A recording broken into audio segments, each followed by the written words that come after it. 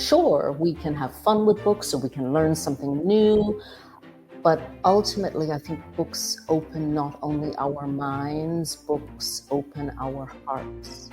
And this is why we need books more than ever.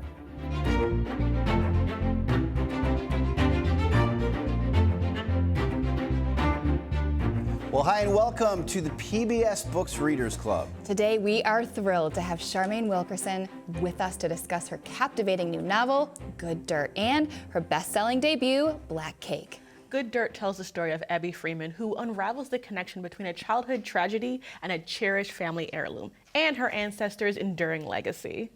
And since so many of you loved Black Cake, we'll be asking Charmaine about her debut novel, which captured readers' hearts with its story of family, identity, and a mysterious inheritance. Our PBS Watch-alike this month is Great Migrations, A People on the Move, the latest docuseries from Henry Louis Gates Jr., which is available to stream now on the PBS app. Hi, I'm Fred Nahat here with Lauren Smith, Princess Weeks, our literary expert and author, and Heather Marie Montilla, librarian and PBS Books National Director. We also want to know what you think. Share your thoughts on Good Dirt and Black Cake in the comments and let us know what you think about the books. We love reading and responding to your comments in the chat. It's so fun. And don't forget to join the PBS Books Readers Club Facebook group to connect with other book lovers, share recommendations, and get involved in ongoing discussions. Happens all month long. It is the best book club ever. These folks give such amazing recommendations. And don't forget to share this event. Great books are even better when you enjoy them with friends. Click share on your Facebook page right now. Truly, it helps us more than you know, and we are so grateful. So, okay, let's talk about Charmaine Wilkerson's latest book. We all loved Black Cake. Let's just start there. Everybody loved that book. And her next book does not disappoint. I loved Good Dirt. No, this was such a thrilling story, and all the different layers of the historical fiction, the interpersonal conflict, all of that was just so passionate. And just watching Abby go from this immense personal trauma and still choose to grow and develop throughout the entire story, I just found her just to be such a great heroine to follow. Yeah, very resilient. Yeah. I loved it too. You all know art history is my thing. So learning about the jar and the stories that go along with the jar, both of the making of the jar and how important it was to the family, but also, you know, the jar was worth over $600,000, right? And then understanding the secrets of the jar, and also how the jar was a character in the book. Yeah. Right? And Old Mo. Yeah, Old Mo, right? Yeah. And I think even the first words of Abby. Yeah. Yeah. Well, let's just reset for a little bit. So the Freemans are a wealthy Black family living in New England, Yeah. and it opens up in the book with this horrible tragedy. The Freemans have this jar, right? This jar that was brought north by their enslaved ancestor, created by their enslaved ancestor, and it's been in their family through generations. It is a huge part of their family, as they said. Tragically, there is a break-in, and the jar is shattered, and much, much worse, the older brother of Abby is murdered, and they don't know who did it, and it is just this terrible, traumatic thing that happens to their family. And then you flash forward to Abby as an adult woman and the ways in which that tragedy continues to impact her life. And also, the story of the jar is told throughout the entire novel. So we start back when it was first created, and you follow her ancestors all the way to what she's dealing with now. And to see how the generational trauma is sort of taken from generation to generation, but also the generational resilience that is obviously still in Abby and her heart and her strength of character. I think it was just woven together so beautifully. And the thing about the break-in that was so interesting is that because they are the only affluent Black family in the neighborhood, the fact that it happened to them is seen as an indictment on them rather than a tragedy around a lot of these people. And I think it's just so interesting because usually when something like that happens, the entire community rallies around you and supports you and uplifts you.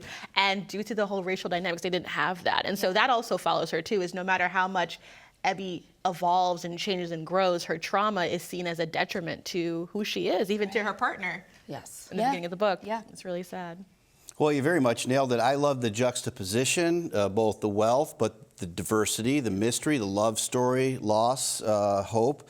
I also have to say that I got a new puppy during the reading of this book. And she also They're a fan. devoured the book, you might say. She's just being Miley. That's my Miley. So no, this is a good one. Well, we have so much to explore with Charmaine Wilkerson, but first, let's talk about how you can join the conversation. Sign up for our PBS Books e-newsletter at pbsbooks.org/subscribe for exclusive book recommendations, author interviews, and more. And follow PBS Books on Facebook, Instagram, and YouTube for engaging discussions and bookish content. If you love the PBS Books Readers Club, consider supporting your local PBS station and this program. Visit pbsbooks.org/donate to make a gift. Your donation helps keep programs like this alive and comes with a thank you gift, like an ebook of Good Dirt or Black Cake, or our PBS Books Readers Club mug, My Weekend is Booked. And when you become a member of your local PBS station, you'll get access to PBS Passport, which includes full seasons of incredible shows like Masterpiece and Great Migrations, a People on the Move, the latest from filmmaker Dr. Henry Louis Gates. If you enjoy the themes we've been reading about in Good Dirt, you'll be fascinated by this 4-part docuseries. Let's take a look now at Great Migrations. Migration is freedom to Black America. African American migration was one of the most significant demographic transformations in the history of the United States. If there's a Black American dream, it's to have the freedom to dream. That decision to migrate, if that's not transformative, I don't know what is.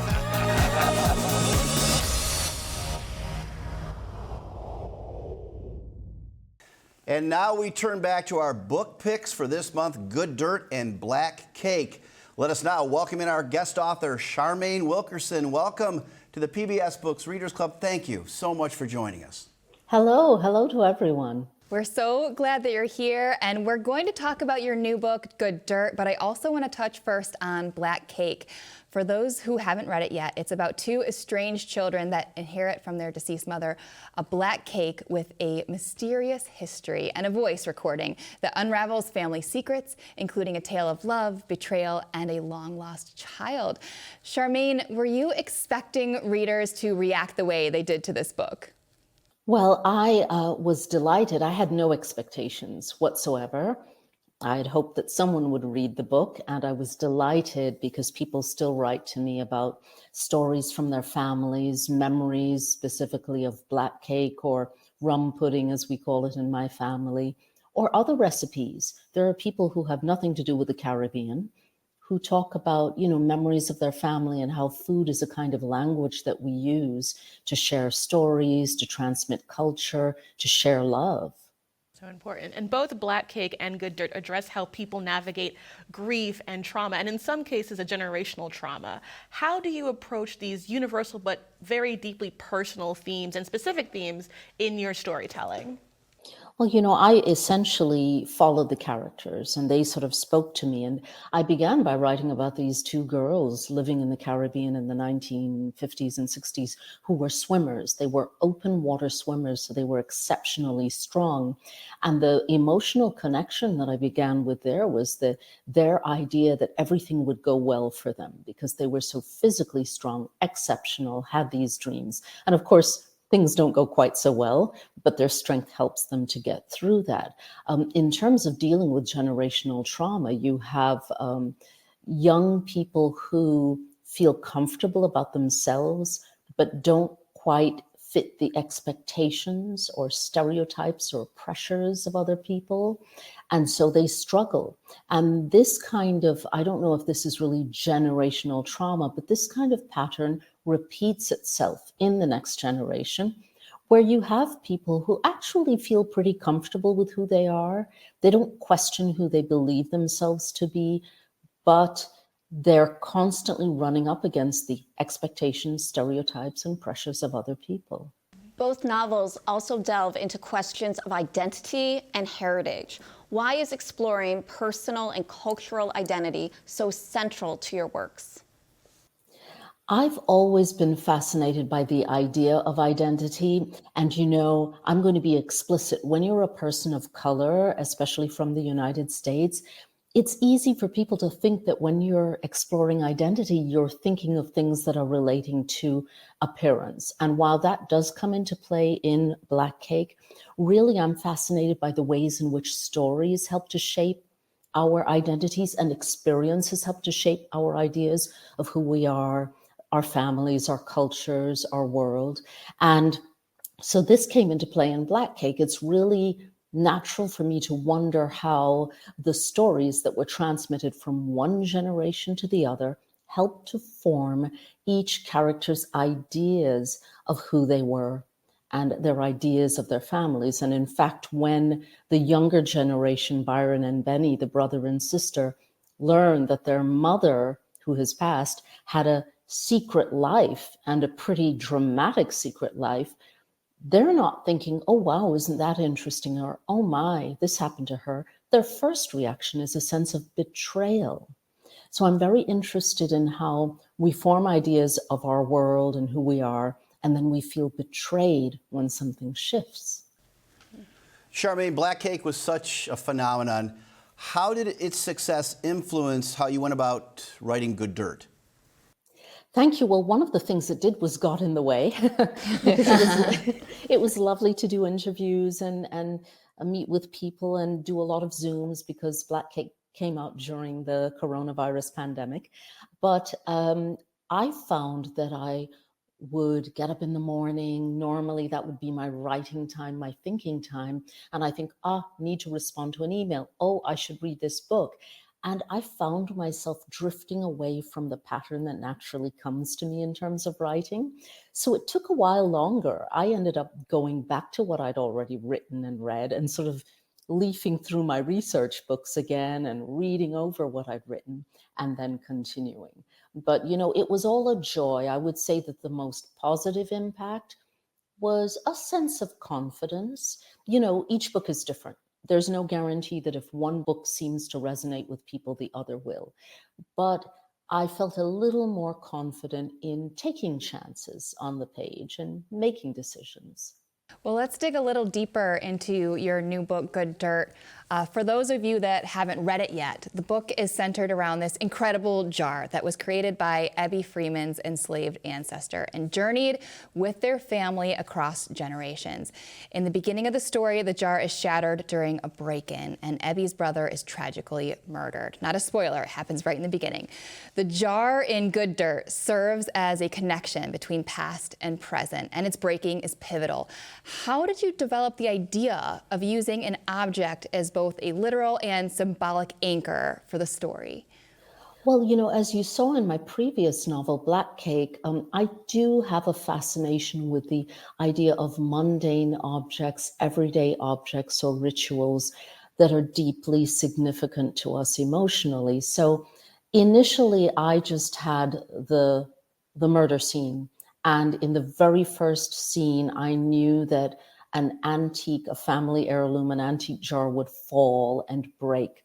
It was as I began to research the backstory for the main character, the little girl who witnesses all of this and grows up, Ebby Freeman, it was as I began to research that I began to flesh out really what that heirloom would be, where it would come from, who would make it, and why it would be more significant than just a relic from the past, but something that was guiding the family as it moved forward.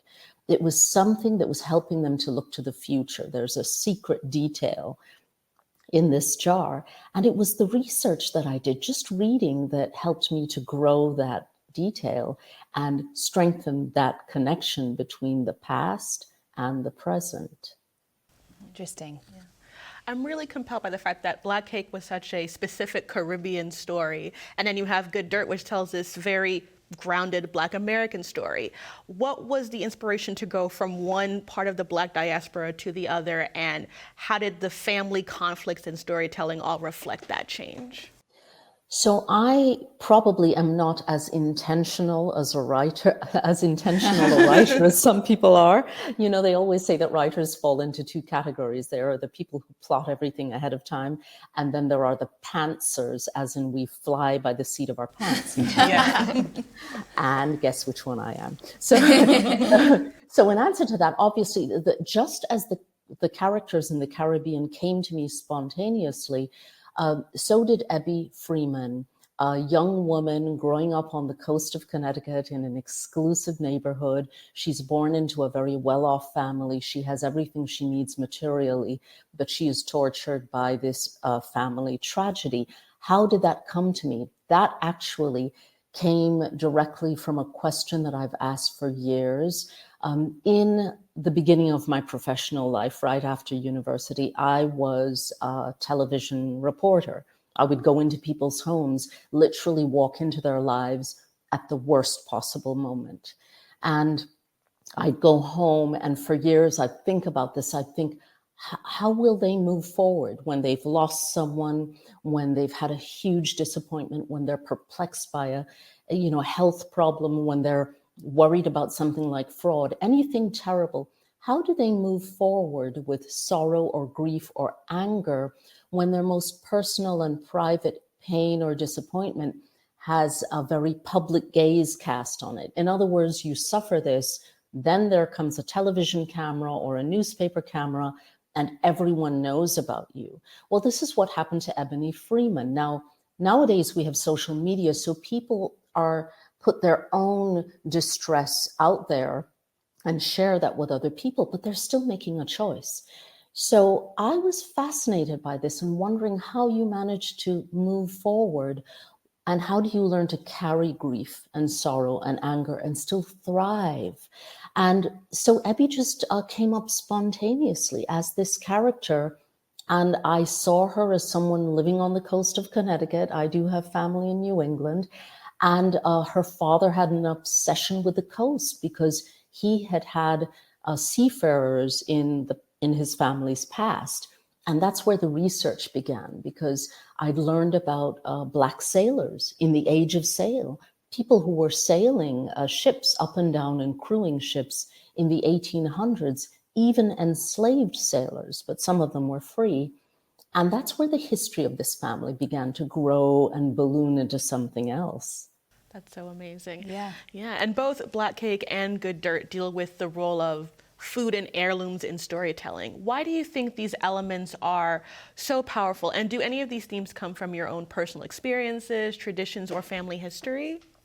Well, going back to Black Cake, my mother made a fantastic rum pudding, Jamaican rum pudding, which many Caribbeans call black cake. And although I did not set out to write about a black cake, when it popped up, I immediately saw its relevance because, we are very ritual oriented. And I'm fascinated in particular with families who have a difficult time tracing their histories. And that is true of so many people, but especially people who were descended from enslaved persons who were brought across the seas from a country they've never seen. They don't know their family's original names. They don't know what happened to various relatives. So I think that sometimes everyday objects, a toy, a recipe, a stoneware jar, as in Good Dirt, can hold enormous significance because it's something you can carry with you and you use it to share a story. It all goes back to that, the idea of stories and the power that they carry and the power they have to shape our identities and influence our relationships. As we talk about stories in Good Dirt, Ebby's journey takes her to France. What role did the setting in uncovering her past and shaping her future? Well, without giving away too many spoilers, she basically has reached 29 years of age. Again, she's had a materially comfortable life, a good education. She has a job, but she is still struggling with finding a way to live with the grief that she must carry in her life. She had a wonderful love story going, and then things fell apart. So she decides to run off to France. But just when she's getting relaxed and really enjoying a different setting where no one knows her, she's in a small town, her past catches up with her. Mm-hmm. And that sort of forces her to recognize in an artificial way that she can't run from her past. She can't undo who she is. She has to find a kind of language, an emotional language for living with all that has happened to her, because wonderful things have happened to her and her family as well. So how does she move forward? And it really goes back to my fascination with that sort of magical part of being a human being. Somehow people have the ability to live through wars and face trauma and great disappointment and go on to live and love and laugh and do constructive things in society. But that doesn't mean that they have excised all the sorrow or the grief. Somehow people learn to live with that. And it's a question. I don't know how we do it, but it's a little bit of the magic that makes being a human being hopeful even at the worst of times. And that's really where that comes from. Hopeful even at the worst of times. Charmaine, the themes of race and class in Good Dirt are so rich and so layered. What drew you to explore them within a setting of a small town in New England? Abby came to me naturally as this person who would have everything she could possibly want, except that she has suffered the worst thing that could happen to someone, and her parents have lost a son. And so I thought, in this case, I certainly do know Connecticut and New England, and I just thought, what would be a beautiful place to be, a wonderful place to be? If you loved your home and you wanted to be there for the rest of your life, where could that be? And I thought of the Connecticut coast. But essentially, this was, I think it comes naturally to me. I'm a person of color. I thought of a person who would be a person of color and how all of the privilege with which she has lived would be complicated because they're the only Black family in their neighborhood. But also it would complicate that public gaze on that terrible thing that happened to them when she was just 10 years old. And that is, there would always be kind of a glance, okay, it's that little Black girl who went through that. It's just a shade, you know, but it speaks to deeper issues. And you picked up on that, Fred. Yeah, you did too. I said that earlier. I was like, yeah. Well, Abby's high-profile romance and the ensuing media frenzy add a modern layer to the story. How did you approach balancing this contemporary element with the historical weight of the family's past? Well, you know, I naturally go back and forth in time when I'm telling stories. I do like to jump around.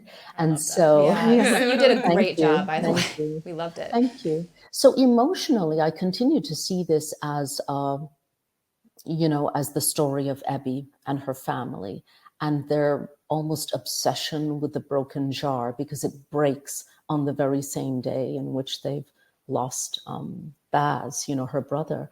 And I then did research. I think I mentioned the Black seafarers, and then I started researching the kind of, as I was doing the research into the Black seafarers and whalers, I started reading about pottery and ceramics and so many other kinds of labor that were performed by enslaved people in America. You know, we often think of agriculture that was important, that was crucial to the economy, enslaved people being used to produce agricultural goods, but also really enslaved people did whatever was needed to be done.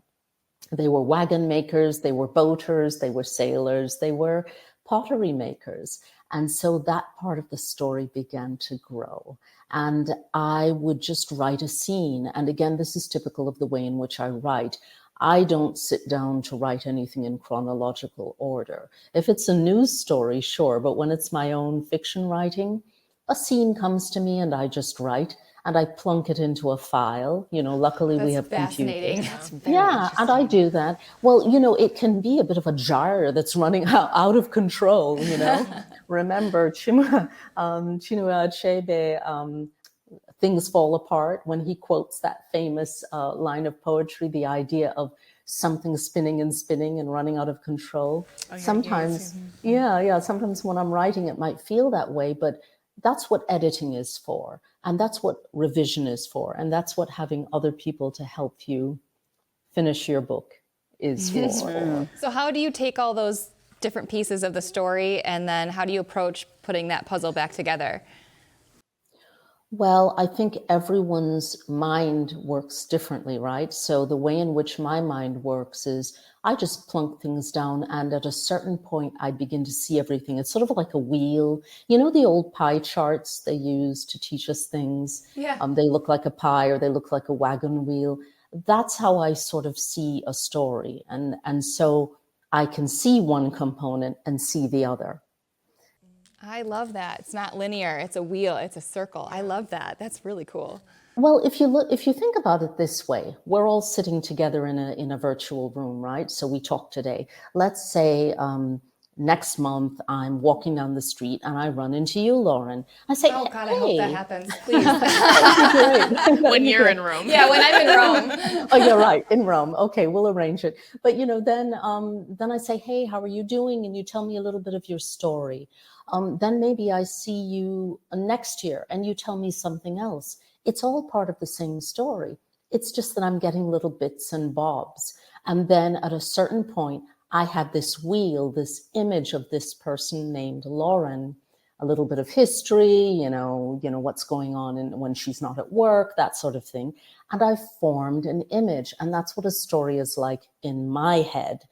But whatever works for the writer is what's important. That's the way in which it works for me. That is fascinating. I have a very rotating image of you in my head all the time. Thank you. I think that's good. No, it's good. It's always getting more beautiful. You've touched on this a little bit, but the theme of migration is central to the Freeman's family story.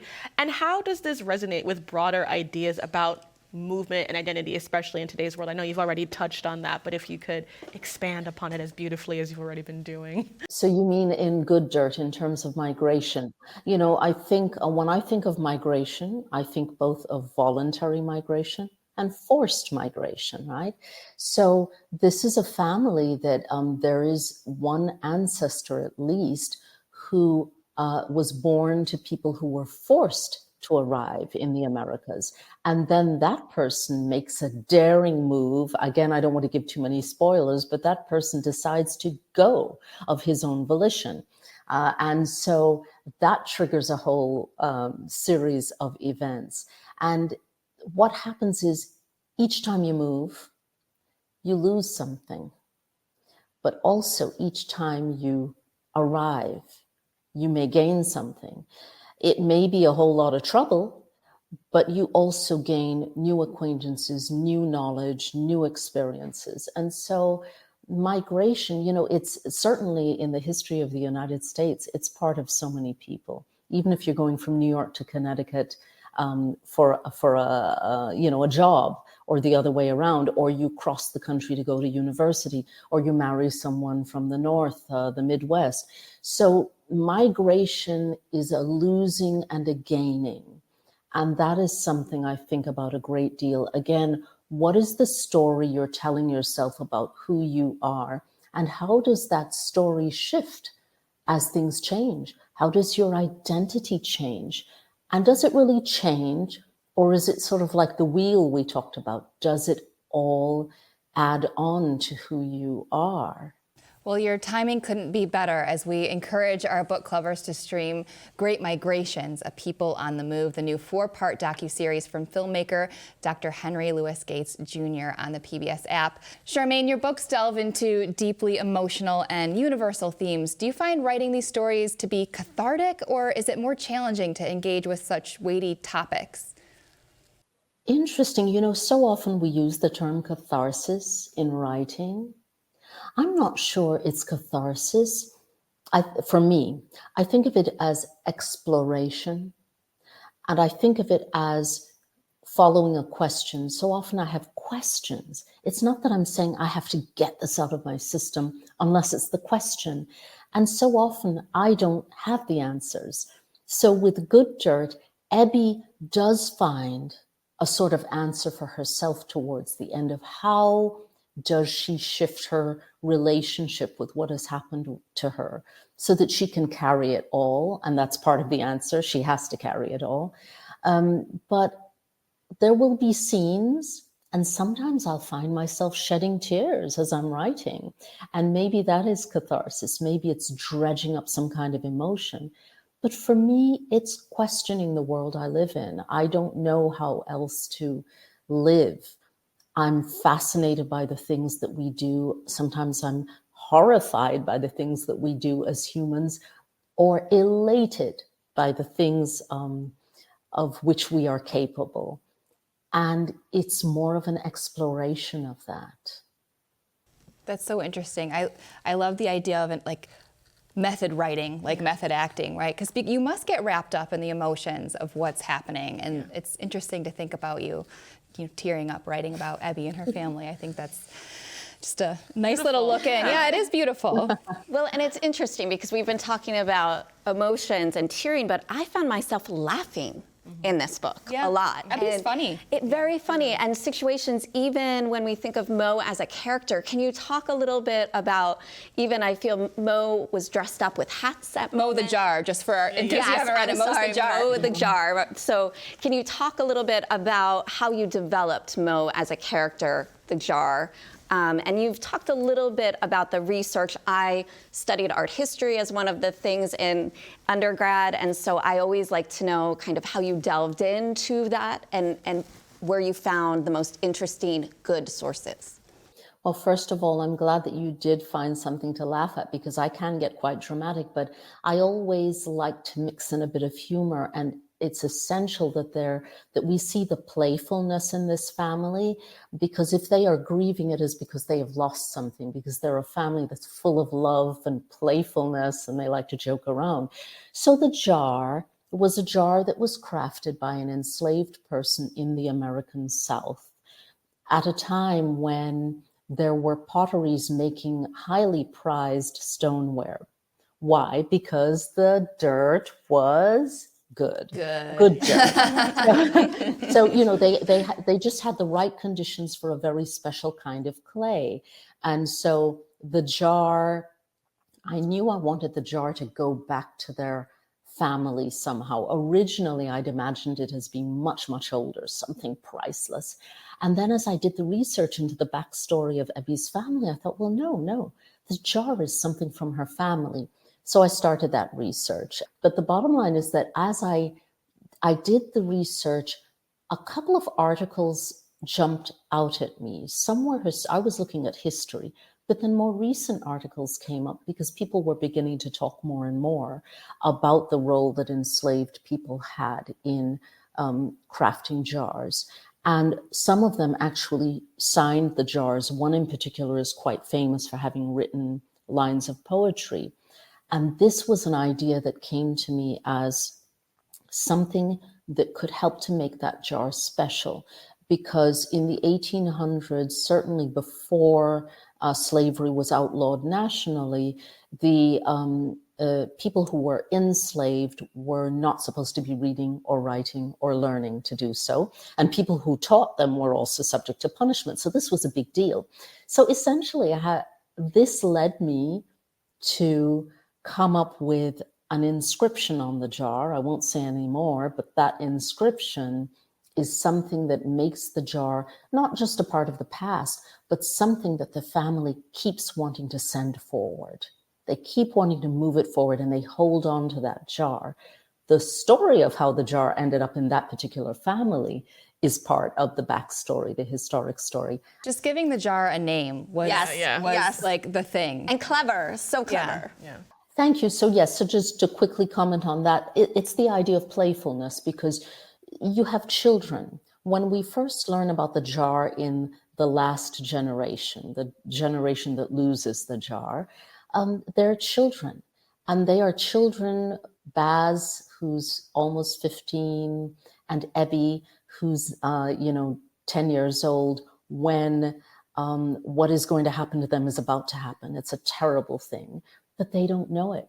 And it's the first day of school, and they're goofing around with the jar, because since they were young, their father would tell them serious stories about the jar, who made it, how the jar left the American South and ended up in the American North, why it was held on to, why it's so important, why many people don't know about the jar. It's because he was trying to communicate something serious, but he was telling them stories.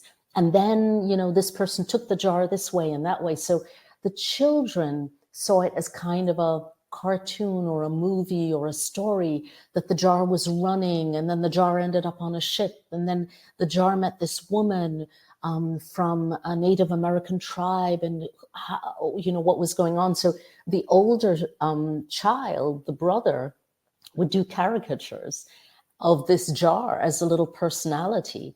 And that was incorporated into the story that the older generation told. In other words, it started as something very serious and solemn, but those children turned it into a living story that was entertaining and fun, and thereby more meaningful for them.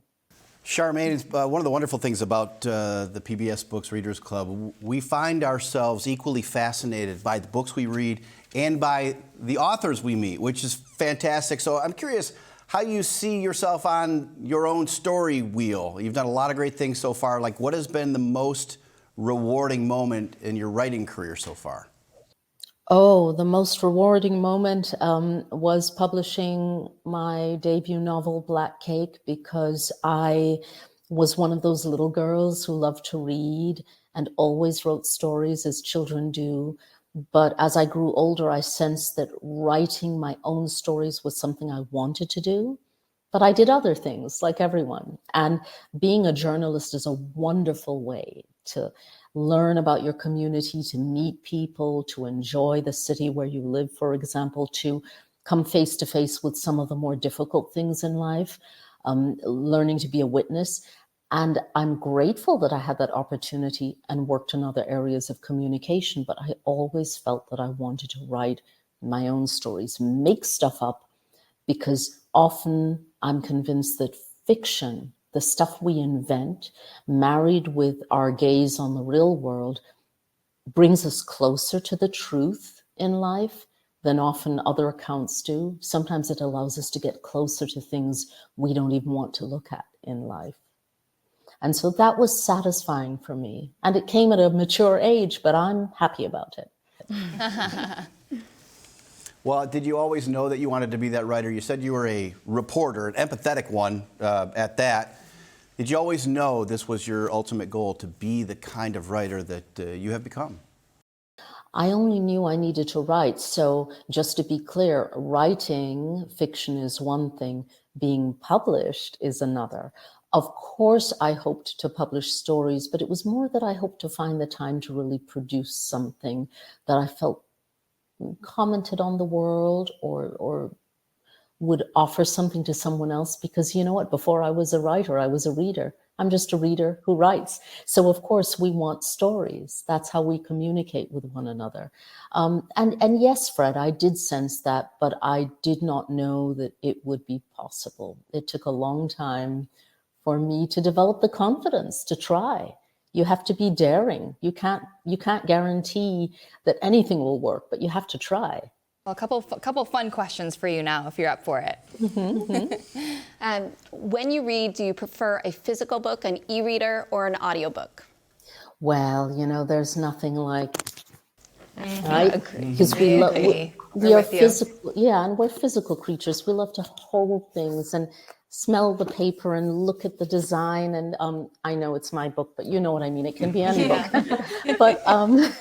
But I am a person of my times, and I am a very busy person who needs to have my hands free. So I love an audiobook.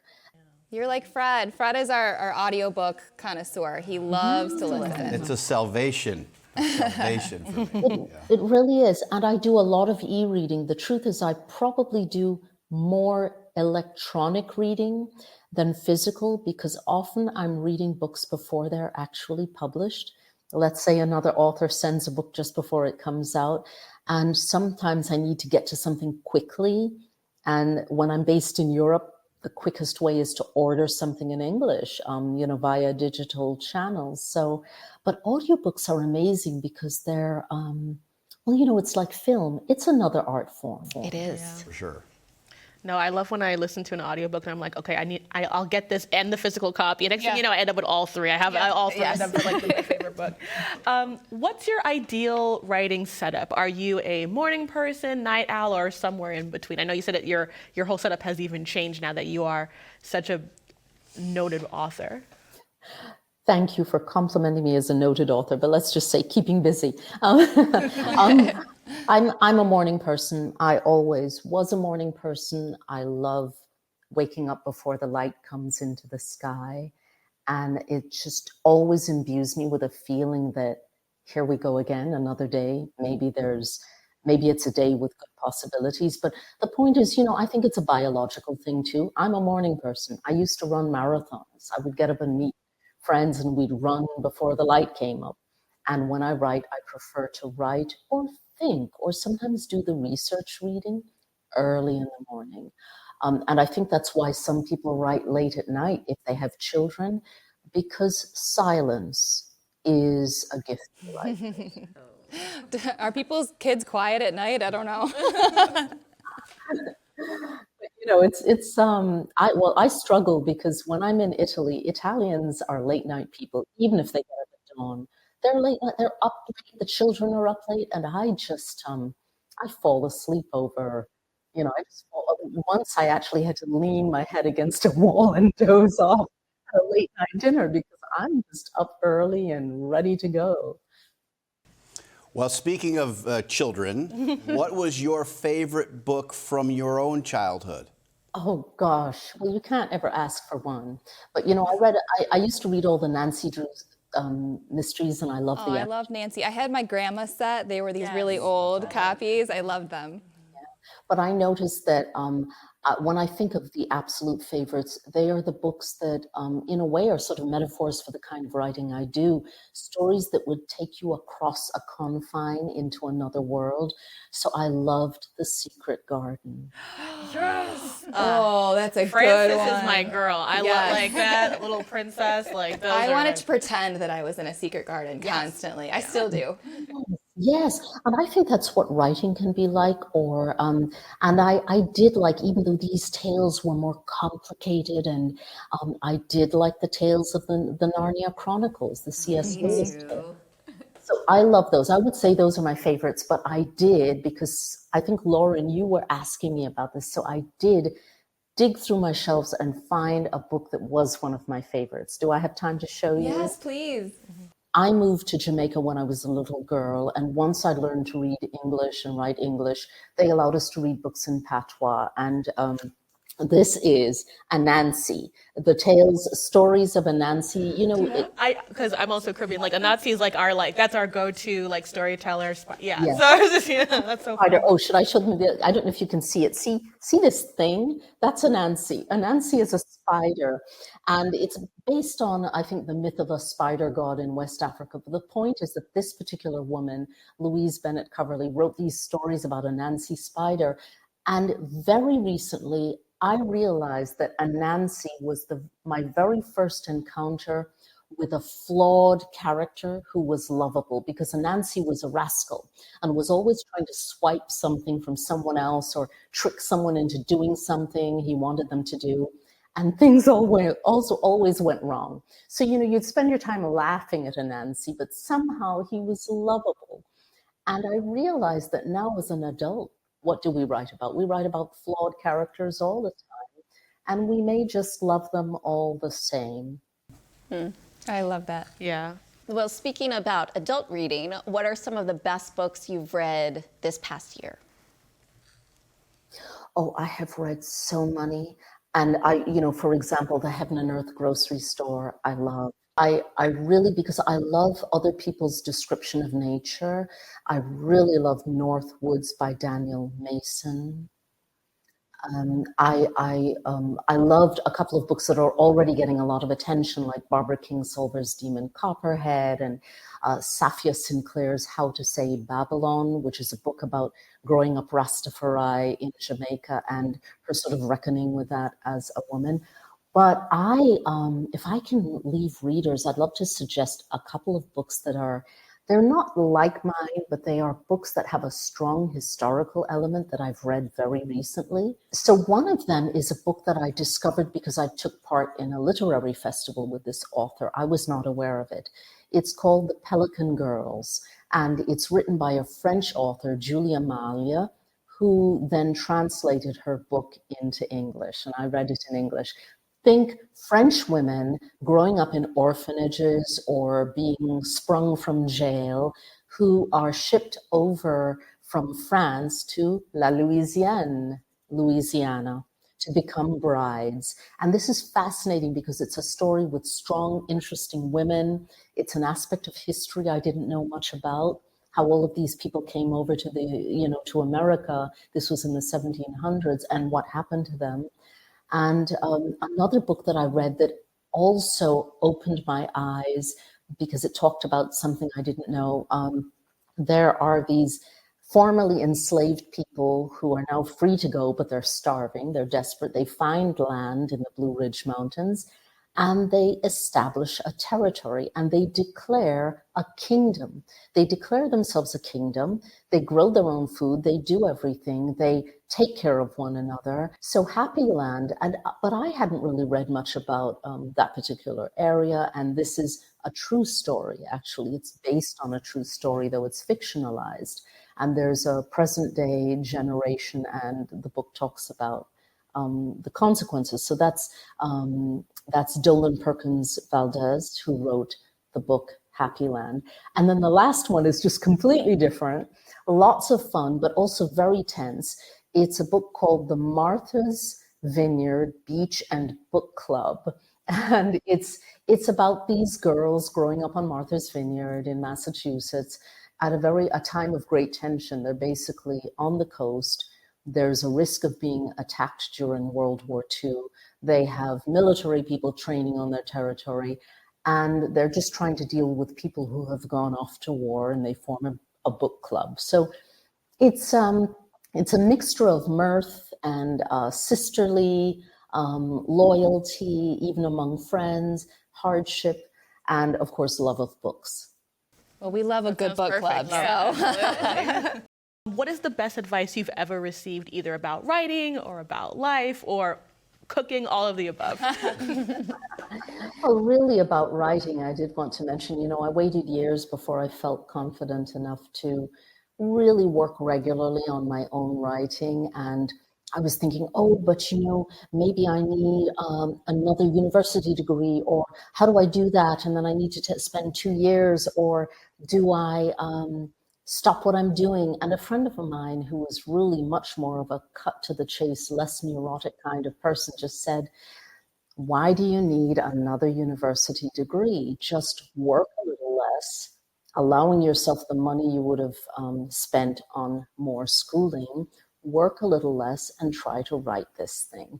And so I did do that, but that's not a luxury everyone has. Toni Morrison was raising kids and editing her own writing, while sitting against the washing machine, I think, while also being an editor at a publishing house. So, whatever works for you. But in my case, I needed to write less because all I ever did for a living was write and read.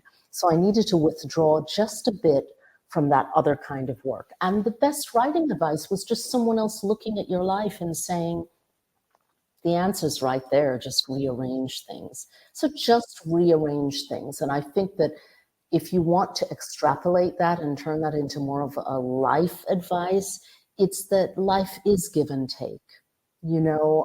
It's not, when people talk about having a lot of opportunity, often it is give and take.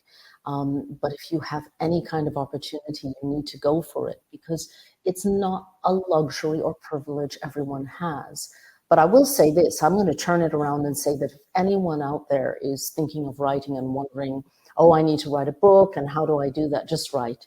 Just write 1 word today and 10 words tomorrow, and just keep going, because no one writes a book like that in a day. No one runs a marathon suddenly without training, and it can be done. But don't make the mistake I did, which was, but I need to be ready, and I need to have another degree, and how do I justify it, etc., etc., etc. Yeah, it's very hard to tell a Caribbean person work less and don't go to school, like, because I'm always just like, maybe I'll just get that PhD, and it's like, do you really want to get the PhD? It's like, I do want you to be Dr. Princess. I know, Yes, Dr. but it's like the Princess. ultimate distraction of like, but if you go to school, more opportunity, and you're like, but is that really what you want? So I can totally relate to that. That's so funny. Well, that's great advice. And finally, what do you hope readers will take away from your books?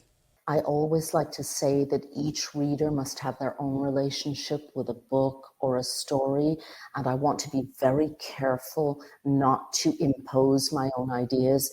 I've already written a book, read the book, but I will say that when I write, again, I'm always exploring questions that I have in life, and often I write about people who are nothing like me, who make decisions I don't think I would make. And that means I'm writing with some kind of empathy. And I think that this is one of the gifts that books give us. Sure, we can have fun with books or we can learn something new.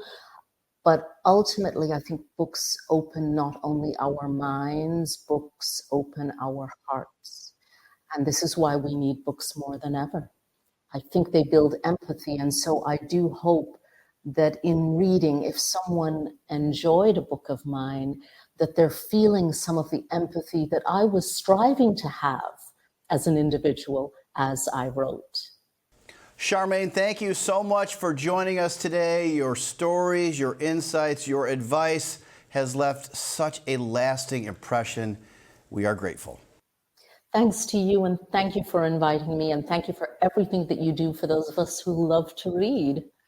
You are so Thank welcome. you so much. Thank This is so you. lovely. Well, I could just talk to her all day. I didn't want to let her go. She was so sweet. They're so kind. And there's something about these writers who start off as journalists where they're like built different. They always Yes. have like these multi-layered conversations about empathy and care. I just think that all the authors that we talk to are great, but it's just this beautiful blending of these two different kind of skills, these lived experiences, and you can just see all of that being brought into here. What she said about grief and how we carry it as people, like, God, does that get true? Yeah. It's so true. I mean, you think of the stories and how the stories shape our world, but how she really started through journalism and just where she takes us and how she takes us back to learn and forward to experience. And as you mentioned earlier, so many people will be able to relate to this book because of the modern day and the past. It's incredible, and what an honor to get to speak with her. Great. Well, this one, I normally listen, but this one I read had to be more intentional, slow myself down, aside from my dog eating. Aw, Miley. What did jump out, I think, is what we're all saying, is that they call them nowadays defining moments. That's a way to refer to them. But in the characters' defining moments of course, her childhood tragedy and trauma with her brother, and also being left at the altar. But then Charmaine's defining moments of having empathy for these people when she's working as a reporter, and just the blend between, again, as I mentioned, the fascination of the story itself and the author. That's why I love the PBS Books Readers Club. Oh, I love it so much too. And that quote she had about books opening hearts and minds. Empathy, yeah. I That's love why we that. do it. Oh my goodness. Well, we have some more great reads in store for you. Before we reveal our March book pick, remember to support your local PBS station at pbsbooks.org/donate. If you love this PBS Books Readers Club, please give what you can, because your support helps keep great shows like this one going. If you're watching on Facebook or YouTube, just click the link in the description or comments, or visit pbsbooks.org/donate. You'll be taken to your local PBS station's donation page, where you can find PBS Books swag as our thanks for your donation. One of the gifts you can receive is an ebook download of any of our featured PBS Books titles. After you donate, you'll receive an email with a link and a special code to download your ebook. You can also get the official PBS Books mug. My weekend is booked. Very true for us almost every weekend. Plus, as a member of your PBS station, you'll unlock access to PBS Passport and incredible shows like Great Migrations from Henry Louis Gates Jr. And now we are thrilled to announce our March pick. Heather, will you do the honors, please? Of course. Well, I am so excited to give you our next pick is The Women by Kristen Hanna. This is a heavy hitter. This compelling novel follows a young nurse during the Vietnam War as she discovers her strength and faces challenges of a divided America. The Women is the story of one woman gone to war, but it shines a light on all women who put themselves in harm's way and those whose sacrifice and commitment to their country has too often been forgotten. This is a novel about deep friendships and bold patriotism. The Women is a richly drawn story with a memorable heroine whose idealism and courage under fire will come to define an era. And we'll discuss The Women live on March 26th. RSVP now to our Facebook Live event by searching for PBS Books on Facebook and looking under events. And sign up for our e-newsletter at pbsbooks.org/subscribe. We have lots of book recs, exclusive interviews, and more delivered right into your inbox. Woo-hoo. And join the PBS Books Readers Club Facebook group to find book recommendations and chat with other book lovers. Also, subscribe to our YouTube channel to discover an incredible collection of author interviews. There are so many. Yeah. Your favorite author is almost definitely there. And our thanks for being part of the PBS Books Readers Club. We'll see you next month. Happy reading.